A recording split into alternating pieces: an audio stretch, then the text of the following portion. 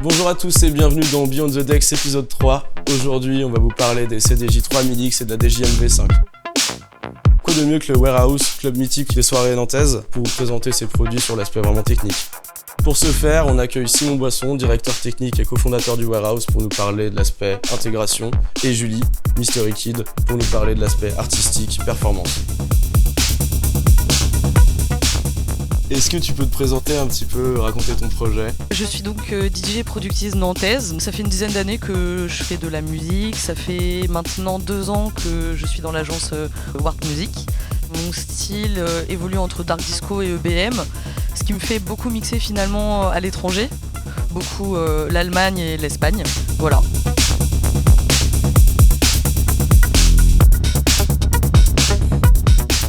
Salut Simon, ça va ? Salut, ça va et toi ? Ouais, est-ce que tu peux te présenter toi aussi ? Donc Simon Boisson, je suis un des membres fondateurs du Warehouse. Je suis aussi son directeur technique, c'est-à-dire que je suis le garant de la qualité d'accueil des artistes, mais aussi des publics, et aussi de toutes les transformations du Warehouse depuis sa création.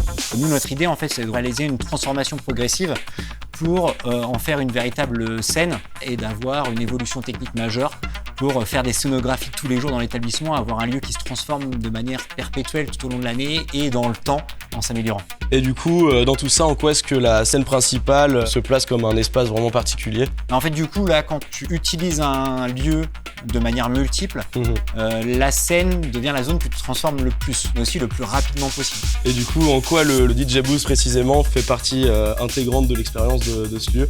Quand on reçoit majoritairement des DJ forcément sur le site, on a besoin d'avoir une quantité de setup DJ qui est quand même assez élevée. Donc nous, ce qui est important, c'est qu'au Warehouse, on a l'intégralité de l'équipement utilisé par les DJ qui existent, qui est en stock, qui est en spare, en double, parce que forcément, avec un usage aussi important, un nombre d'heures hyper élevé d'utilisation, on a besoin d'avoir du spare. Plutôt d'un point de vue vraiment technique, qu'est-ce que tu vas regarder là sur une install DJ quand tu prépares En fait, tout le travail va se faire en majorité en amont, avec la réception des riders de l'ensemble des artistes. Ouais. Nous, ça va nous permettre de composer les différents setups pour la soirée, et ensuite, pendant l'événement, ça va justement être de faire tous les check-ups de manière ultra rapide, que toutes les machines qu'on est en train de poser sont toutes fonctionnelles. Pour les DJ, quand ils arrivent, qu'est-ce que tu mets en place pour que ce soit le plus intuitif possible en fait ? Déjà, on fait une correspondance parfaite avec les attentes des riders. Ouais. C'est-à-dire que les machines, elles sont à leur place, tu as tes CDJ dans l'ordre, ta DJM le bon modèle, les CDJ suivantes, le câblage réseau de l'ensemble, vérifier que tout fonctionne, que le ProLink est bien fonctionnel, les RMX quand on en a besoin, les différentes machines à intégrer. Les artistes sont souvent capables de jouer sur différents types de machines, on peut revenir à de l'équipement qui est plus ancien, mais en réalité quand tu mets l'artiste dans ces conditions-là, tu viens quelque part générer forcément un stress, une adaptation supplémentaire, et ça veut dire que tu vas peut-être le couper de l'instant et de la connexion avec le public. Donc c'est ce qu'on doit absolument essayer de gommer et d'effacer, et de mettre tous les repères comme il faut, et un système qui est immédiatement fonctionnel et habituel.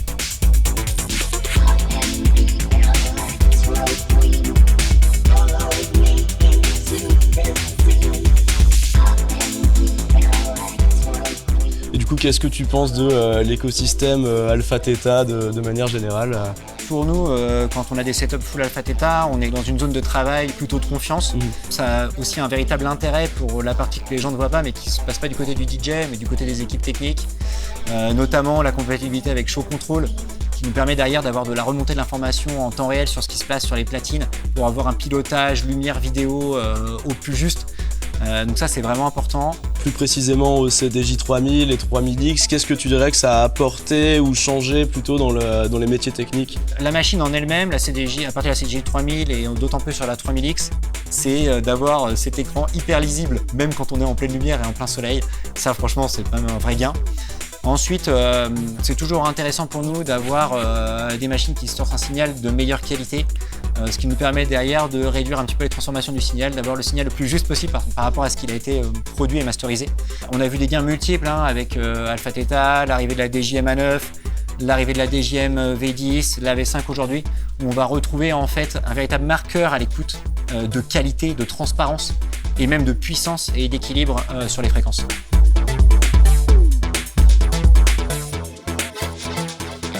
Ok, super, donc du coup on parle de la qualité de l'audio. Qu'est-ce que tu peux nous parler un petit peu de comment ça se passe? Nous, on a fait tout un travail sur la partie acoustique. On avait des zones avec des échos vraiment importants. C'est pour ça qu'on a créé l'îlot central au-dessus du bar qui est ici, qui est en absorbeur acoustique. Le mur entier qui est ici, donc a été entièrement couvert. Tous les faux plafonds du club Pézalkov là-haut, qui sont avec maintenant des dalles à absorption acoustique extrêmement élevées. C'était une acoustique exceptionnelle dans le lieu. C'est beaucoup plus simple de travailler le son. Plus toute la transformation Warehouse 2.0, on arrive quand même à un environnement technique à la pointe qui permettait de ramener le Warehouse à son niveau international attendu, histoire que les artistes et tous les tourneurs soient heureux de venir chez nous.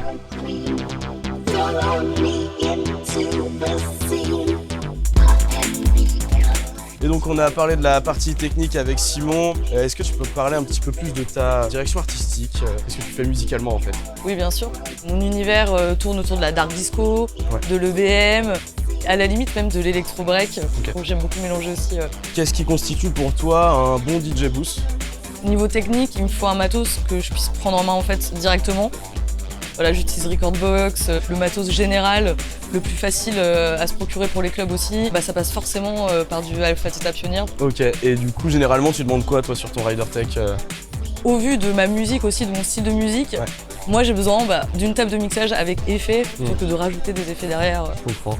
Une DJM, une DJM 900 à minima en fait. Donc c'est une prise en main directe. Et pareil, pour ce qui va être des platines, je demande 3 platines. CDJ, 2000 Nexus 2 minimum. Ok. Qu'est-ce qui est vraiment important pour toi dans la prise en main d'un setup? Il faut quelque chose de carré qui va me permettre en fait de laisser place plus à la narration et du coup à l'expression artistique.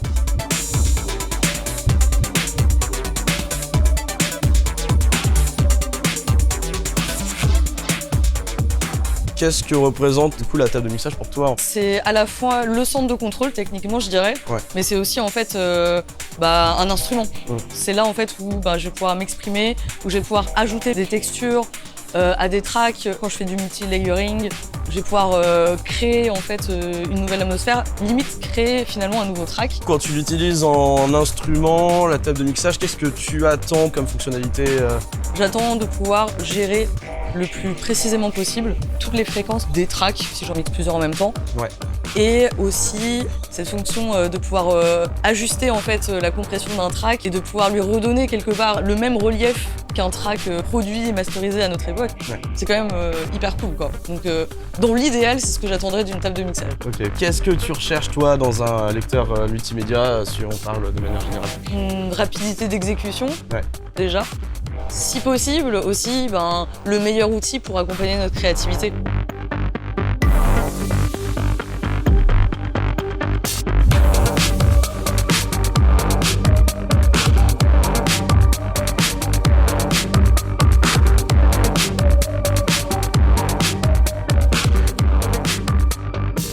Du coup, les CDJ 3000X, comment elles s'inscrivent vraiment dans ton processus créatif? Quelles sont les fonctionnalités qui t'aident vraiment à t'exprimer quoi? La 3000X, elle offre plein de possibilités, notamment la pré-écoute directe au toucher qui me permet en fait d'écouter très vite les sons. Et ça, c'est hyper cool. Tu parlais aussi, je crois, de la tonalité, qu'en fait on puisse vraiment retrouver dans notre liste de morceaux ceux qui sont avec la bonne tonalité, avec le bon BPM ou un BPM proche. Là, ce qui est bien, c'est que on a un indice en plus pour aller encore plus vite et du coup maximiser finalement la rotation des tracks quoi.